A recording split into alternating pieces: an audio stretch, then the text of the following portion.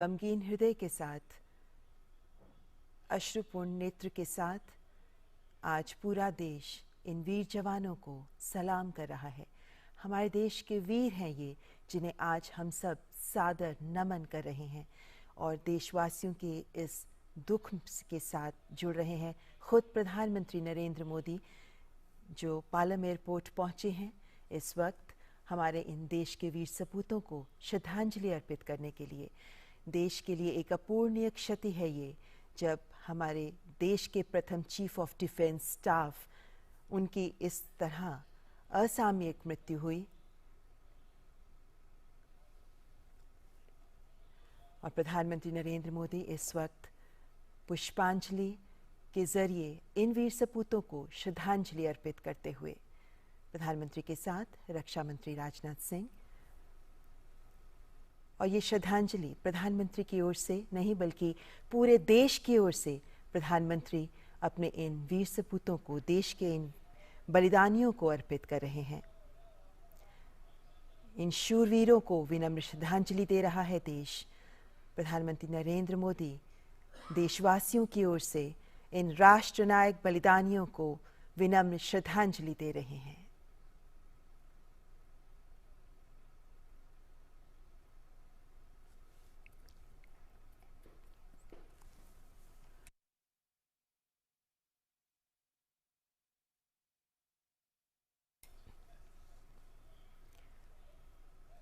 Chief of defence staff Shri Bipin Rawat और उनकी पत्नी सहित सैन्य अधिकारियों का निधन अत्यंत दुखद और राष्ट्र के लिए अपूर्णीय क्षति है। प्रधानमंत्री नरेंद्र मोदी जनरल बिपिन रावत को पुष्पांजलि अर्पित करते हुए, श्रद्धांजलि अर्पित करते हुए, और अब उनकी पत्नी मधुलिका रावत जी को भी पुष्प अर्पित करते हुए, श्रद्धांजलि देते हुए,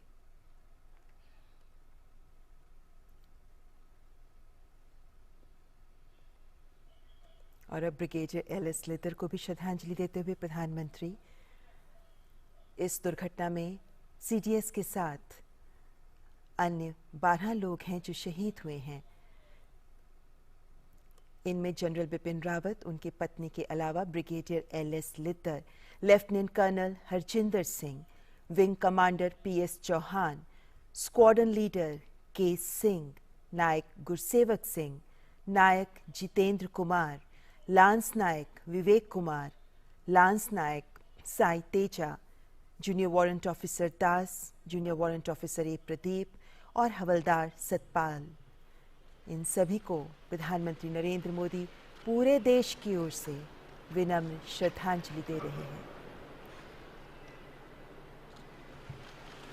ये शूरवीर हैं, ये वीर सपूत हैं, जिन्होंने देशभक्ति का जज्बा अपने जीवन में प्रकट किया, जिन्होंने इस जज्बे को जिया और इसी जज्बे के लिए कुर्बान हो गए, देश के लिए अपनी जान बलिदान कर दी। और आज तिरंगे में लिपटा इनका पार्थिव शरीर देशवासियों की आंखों में अश्रु तो ला रहा है, लेकिन साथ ही ये संदेश आत्मसात करने का भी आह्वान कर रहा है कि देशभक्ति के लिए जियो, देश के लिए जियो, देशभक्ति के जज्बे के साथ जियो। और इसी संदेश को आज हम सब के लिए ज़रूरी है आत्मसात करना। तभी देश के प्रधान सेवक प्रधानमंत्री नरेंद्र मोदी देशवासियों की ओर से इन सभी को नमन कर रहे हैं, श्रद्धांजलि अर्पित कर रहे हैं। देश के लिए एक भावुक क्षण है जब एक साथ अपने इतने वीर सपूतों को देश ने खोया। ऐसे में इनके परिवारजन, इनके परिजनों के साथ उनका दुख साझा करते हुए प्रधानमंत्री नरेंद्र मोदी।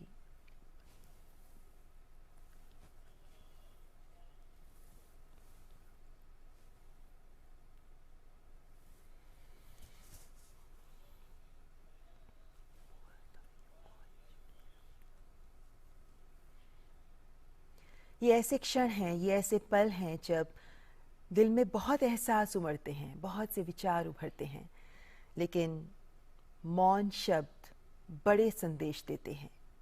प्रधानमंत्री नरेंद्र मोदी इस वक्त इन्हीं परिजनों के प्रति देशवासियों की कृतज्ञता प्रदर्शित करते हुए देश के लिए इन वीर सपूतों का बलिदान इन परिवारजन का भी बलिदान बहुत बड़ा है। इन्होंने अपने परिवार के जन को खोया, लेकिन इन सब की आंखों में नमी के साथ एक गौरव भी है, एक गर्व का एहसास भी है। और इन सब के प्रति आज देश की ओर से कृतज्ञता अर्पित कर रहे हैं प्रधानमंत्री नरेंद्र मोदी।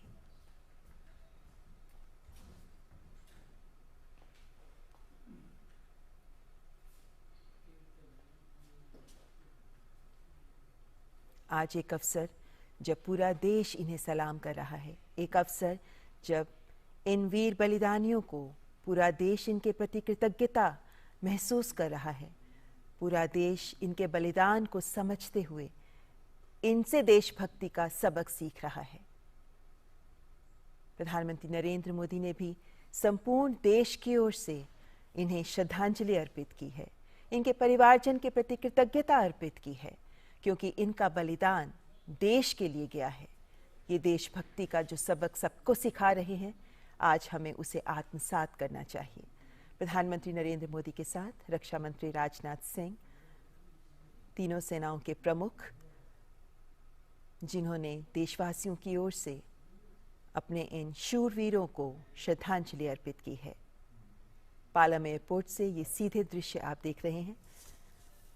श्रद्धांजलि अर्पित कर प्रधानमंत्री प्रस्थान कर रहे हैं पालम एयरपोर्ट से।